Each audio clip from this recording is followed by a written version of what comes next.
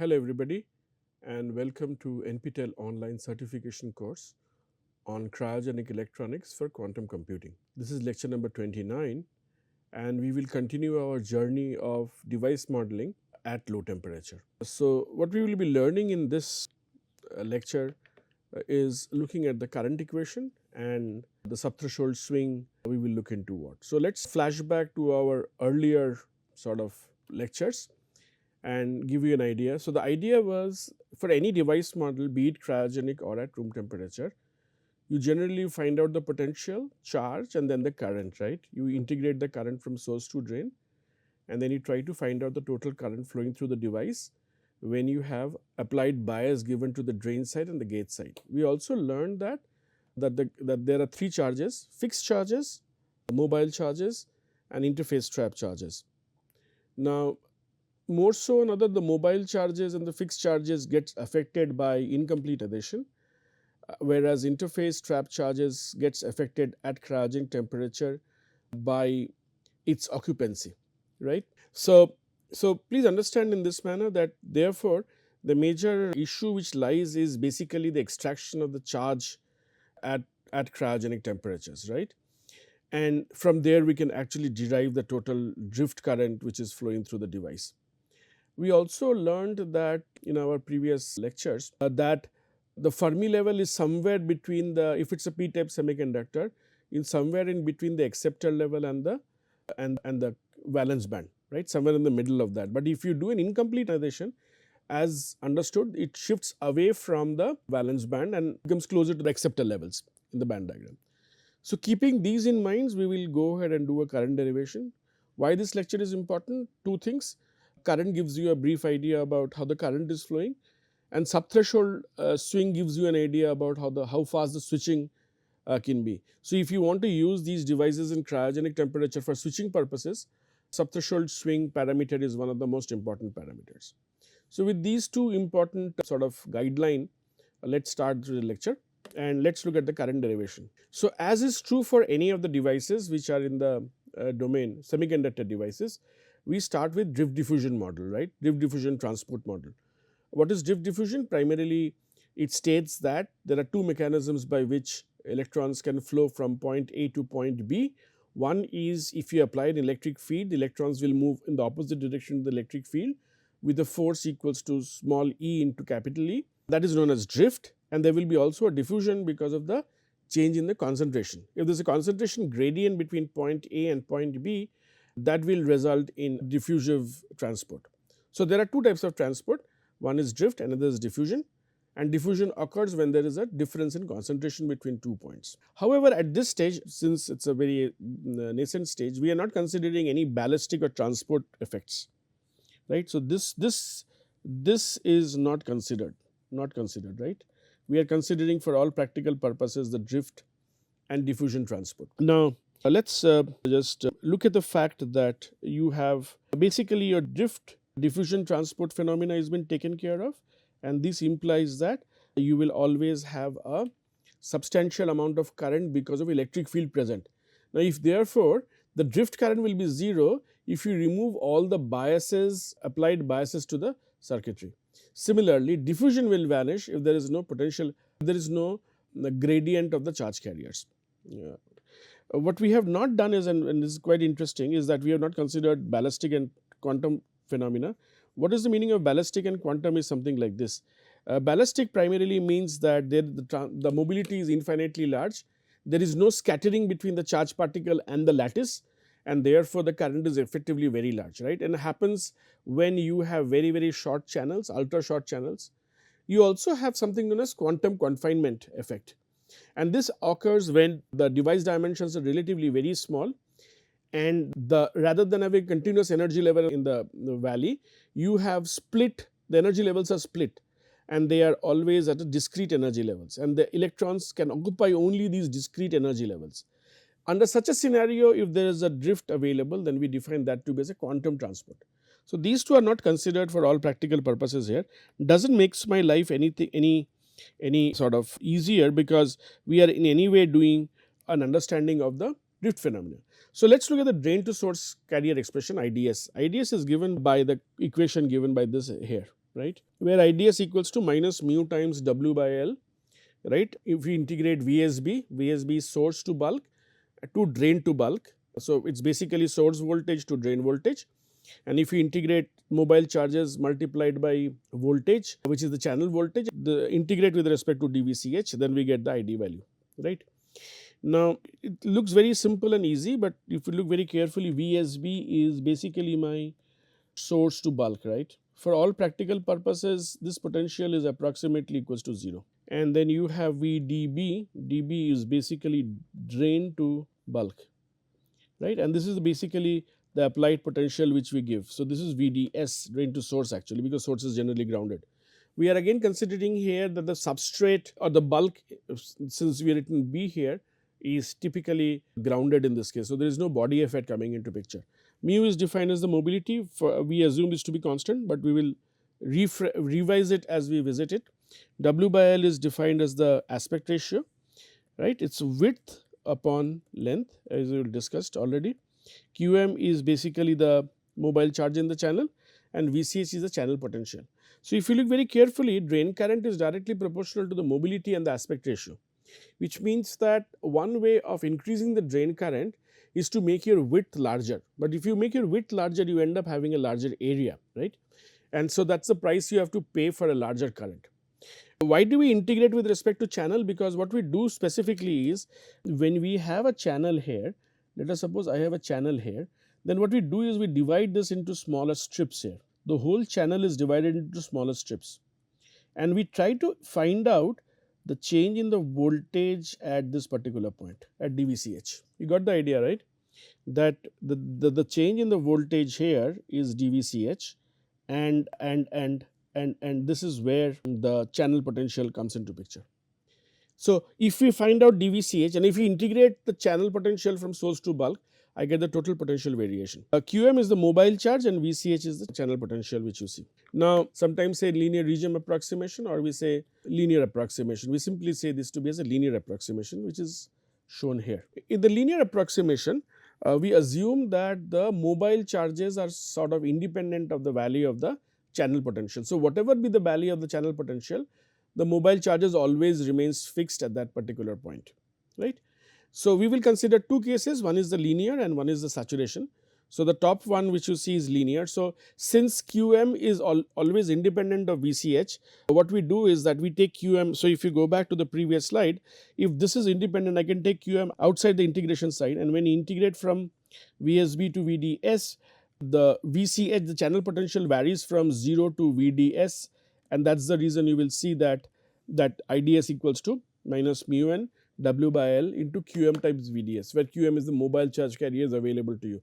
And it makes sense also that, therefore, if you look very carefully, IDS is therefore now proportional to the value of VDS, and that is logically also correct from your basic device physics. Now, if you find out VDS by IDS, which is basically the resistance offered, is given by 1 by mu times W by L into mobile charge carrier QM, right. This is known as the resistance of the channel, right, RCH. The RCH will be relatively small if my value of QM is relatively large. Now, what happens in a ballistic phenomena is the mobility becomes excessively large, right, and when mobility becomes excessively large, the channel resistance falls down drastically, right, and that is what is known as ballistic phenomena, right.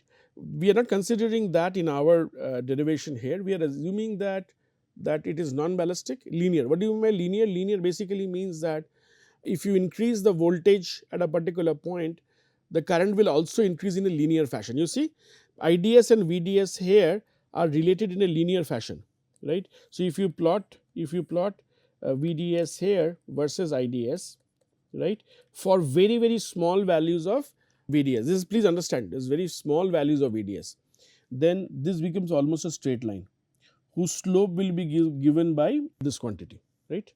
And this is known as a linear region, where drain current is absolutely proportional to the VDS value which you choose, right. So, increase the value of VDS by some amount and your current increases by approximately the same amount over a period of time, and that is the reason it is known as linear operation. Here the resistance is fixed, channel resistance is fixed. Now, let us come to saturation region, right. Now, there are two regions of operation. Typically what happens is, in one region when the VDS is very, very small, the variation of VCH from source to drain is linear operation. But when you come to saturation, when your VDS is relatively large, right, then the channel potential integration is not that easy as you find in the previous case, right, because it is a linear function. This is a nonlinear function coming into picture here. And therefore, the analysis actually proceeds using drift diffusion equation as a starting point. So, rather than using just simply the first equation, we do the second equation. Look at the second equation here, which states you that IDS is equals to minus W by L. Psi S of S means source potential at the source side. This is the source potential at the drain side. Mu into QM times d psi plus W by L, charge on the source side, mobile charge on the drain side, mu n times UT times dQm. I will explain to you what UT is all about. If mobility is held constant, I can take this mobility outside, I can take also this mobility outside, correct. So, what we are doing, we are integrating over potential, the first term, and we are integrating over the mobile charge, which is the second term, right. So, these two terms are primarily the terms which are responsible for giving you a current. So, let us come to the second stage, that assuming that the linearization of the mobile charge density with respect to surface potential at a constant gate voltage, and we integrate it. So, I will tell you what do I mean by that. So, what we are assuming is that if you remember your basic device 101, then you will see that initially your inversion layer is constant width, and then as you go on increasing the drain voltage VDS, this starts to pinch off, right, this drain voltage pinch off, and there is a depletion region eating away into the inversion region. So, basically when you integrate, you do not integrate up to the drain voltage, you integrate up to the potential where the pinch off has actually occurred, which is this potential, right, and this potential will be always smaller than the value of VDS first.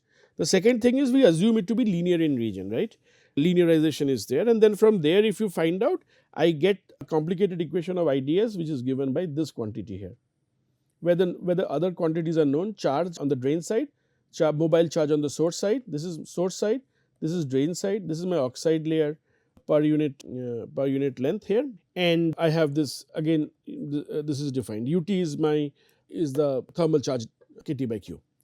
Now, let us look at the left hand side figure here, right, and two things come out of this expression, that there is a non-linear dependency of charge on current, right, and then there is also a linear dependency of charge or current. The first term of the within the parenthesis, this has got a parabolic dependency of current on the charge, whereas this is at a linear. So, when your charges are very, very small, let us say 0.1, 0.2, these almost are negligent, whereas this comes into picture to a larger extent. When the charge becomes larger and larger, this takes over and this becomes negligent, right. So, there are two ways of looking at it, that one case when the charge is very, very small, then the first term vanishes and the first term takes care, and that is the linear variation of current with respect to charge. In the second case, you will have a non-linearity coming into picture when the charges rise, when your gate voltages are relatively and drain voltage is relatively large. So, keeping that basic thing in your mind, right, what we do here is we try to plot drain current, which is this side, in amperes in log scale versus gate voltage here. Gate to bulk basically means gate voltage, bulk is grounded in this case, right. On the right hand side is the linear scale, this is the linear scale, and this is the log scale which you see. So, let us look at the linear scale, because that is what we are more inclined to look into the fact. The linear scale is this graph, the blue and this is basically my linear scale, and this is my log scale here. So, this is basically taken from a research paper, transistor model, where the measured value of the current and the analytical expression derived current are matched one over the other. If you see this blue colored curve, the dotted ones are the measured value and the straight lines are basically the model value. Here we have assumed the W by L ratios are 3 micron by 1 micron. So, they are basically large channel devices or long channel devices, and therefore, we are not inserting any second order effect in such a scenario. Oxide capacitance per unit area is 20, it is actually femtofarad per meter square. VDB drain is 20 millivolts. So, it is almost in the linear region of operation, and the mobility is considered as 750 centimeter square plus volt second for the linear region, and for the model region it is 300 centimeter square plus volt second. With these values we try to plot it, and if you see very carefully, just concentrate on maybe this graph, right, this graph. And you will see there is a nonlinear region here, and then you have a linear region at very large values of gate to bulk voltages, right? And there's almost a linear increase which you see. So there are two flavors given. The blue one has got a higher mobility and the red one has got a lower mobility. Everything else almost the same is there. Blue was a higher mobility, implying that blue will have a larger current in post threshold, and that's the reason you see there is a crossover taking place somewhere around this value 0.6, 0.6869. You see there's a crossover taking place, and the current because of higher mobility crossovers as compared to the current because of the lower mobility, and therefore the blue line crosses over the red line in a sense. Now, with this knowledge or with this idea, what we come to the fact is that that there is a nonlinear region of operation, then there is a linear region of operation. For lower values of VGB it's nonlinear, and for higher values of VGB it becomes linear in nature, and you will be able to extract the value of current for any given value of gate to source voltage. Please keep in mind that the value of VDS which you choose is very small in this case, right? It's almost 0, and therefore you get such type of profile. Okay, let's look at what happens when you go to cryogenic. Everything else remains the same. One major change which happens is basically the low field mobility increases, right? And this increases because of a reduced phonon scattering. What is the phonon scattering? Phonon scattering happens because of thermal issues. Now, since the thermal issues have been reduced, the phonon scattering has been reduced and the mobility actually increases drastically, which means that for the same gate voltage, if we try to extract the mobility at 300 Kelvin and try to extract the mobility at 4 Kelvin, obviously the mobility at 4 Kelvin will remain higher for the same amount of gate voltage. But even for the cryogenic, if the gate voltage starts to rise up, right? If the gate voltage starts to rise up, then the vertical electric field increases, the electrons are pushed more near the silicon dioxide interface, there is more amount of scattering, and therefore there is a more mobility reduction, and that is what is shown in this expression here, that mu1 equals to mu0. Mu0 is the low field mobility divided by 1 plus theta times VGB, where VGB is the gate voltage. Theta is a mobility reduction factor which varies from point to point, but primarily when VGB increases, obviously your mu(n) starts to drop down. So, mu(n) is therefore inversely proportional to the gate to source voltage or gate to bulk voltage, and they work very well for long channel devices. So, if you look at this particular point, the long channel devices, they work very well. Short channel devices, this expression might not work, right? However, if you want to do a comprehensive predictive model, you need to ensure that short channel effects, impact ionization, self-heating, hot carrier degradation, NBTI, PBTI, which are not occurring in long channel might occur in the short channel, and they become more aggravated at cryogenic temperatures. Some of the factors, right, not all of them, becomes very aggravated, and you need to derive new values of current based on these all factors coming into picture. Now, let us come to the second aspect of it. This is subthreshold swing. Subthreshold swing basically means it tells you that how much amount of gate voltage should you give for a 1 decade change in the current, right? That is what you define as the subthreshold swing. So, if I say, let us suppose 80 millivolt per decade, let me say my subthreshold swing is 80 millivolt per decade. This implies that for every 1 decade change in the current, say the current was initially 10 to the power minus 3, now it becomes 10 to the power minus 4, and in doing that the gate swing has to be around 80 millivolts. You got the idea, no? So, this is basically defined as the subthreshold swing. Now, the standard subthreshold swing formula changes when you take into consideration temperature dependent interface trap charging effects. It also changes because of the incomplete ionization, and there is a simple reason for that, and the reason is, see, everything is related to the charge. If your charge changes, then for a 1 decade change in the charge, by the swinging in the gate voltage will also change. The subthreshold slope changes, the switching changes. However, over a period of time, even for long channel devices, it has been seen that incomplete ionization, though affects subthreshold swing, the effect is bare minimum in that case. So, on the right hand side, if you see, we have plotted drain current with respect to gate voltage, and for incomplete as well as for complete ionization, the dashed ones are complete ionization and the solid lines are basically incomplete ionization. What you do is you need to find out the slope of this graph.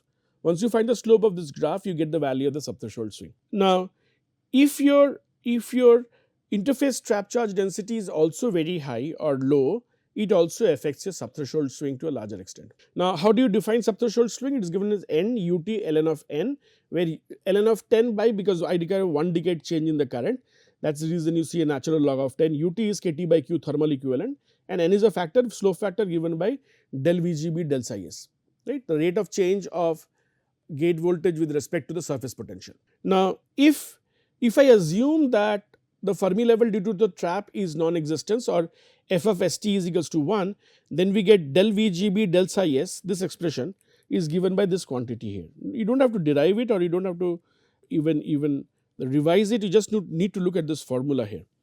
And if you look at this formula, interestingly, it depends upon the value of the interface trap charges, which is NIT here, right. This is one factor, and it also depends upon the value of psi s, the surface potential. So, basically the surface potential and the NIT value gives you a function of your n, right. The function of this is actually your n here. This n is inserted here to find the value of the subthreshold slope.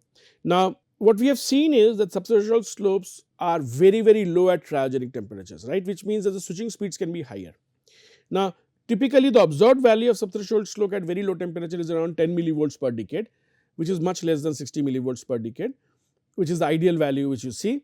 So, at 4.2 Kelvin, in order to have such a low value of SS, my NIT has to be relatively large, which is 10 to the power 13 per centimeter square, which means the number of interface trap charges are 10 to the power 13 per areal charge density is 10 to the power 13, right. And what you do, you multiply NIT with UT and you get the value of, so this NIT comes here, this multiplies with UT and you get the total subthreshold slope, and the total subthreshold slope is just 10 millivolts per decade. So, you can get a very fast swing at relatively low temperatures. Now, let us look at the derivation of the subthreshold slope. I will not go into details of it, but I will just show you this expression here. So, how the mobile charge carriers vary with respect to the surface potential, that gives you 1 by qm del psi s, right. This del qm del psi, so this quantity here, right, can be plugged from here to find out the value of 1. This is, please understand, this is a 1 by SS. So, if you want to find out SS, the inverse of this has to be taken into consideration. As you can see, it is a complicated formula, but the life is simpler in evaluating it, because you can predict the value of surface potential, you can predict the value of channel potential, and from there you already know what is the value of mobile and fixed charge carrier from your previous understanding, and you can easily extract the value of the subthreshold swing. So, if you take this expression and feed it back into this profile here, we get something like this, we get a subthreshold swing like this. Now, we know the relationship is from basic device physics to be this much. So, what we do is that we take this expression and replace it by this expression here, right. Looks complicated, but if you look very carefully, so the major SS dependency is of the gate to bulk voltage with respect to the surface potential, which is the second term in this quantity, right. It also depends upon how your Fermi function for the acceptor level changes with respect to the psi s, becomes very prominent at cryogenic temperatures. Now, if you put this back, what we get finally, the slope SS to be equals to this much, right. This is my SS value. If you know what are the internal values, you can extract the values of SS. Please understand that if you remember, the initial value of SS which we were looking into was given by this quantity, right. Compare this with this. Now, this already is with us. This is what is the n value which we get. This is the n value. So, I have a fresh n value at cryogenic temperatures, right. So, you need to first extract the n value and then place it in this expression to get the value of subthreshold swing. We already know what is VGB Vx, and we know UT to be this much, and we assume that Fs of EA equals to 1. Now, if you take a subthreshold swing and you insert a trap into that, so if you plate a discrete trap of energy psi, right, and you place it in this, then there is small variation in the potential. So, what I was trying to say is that in absence of charge, the potential varies in a manner from source to drain, right.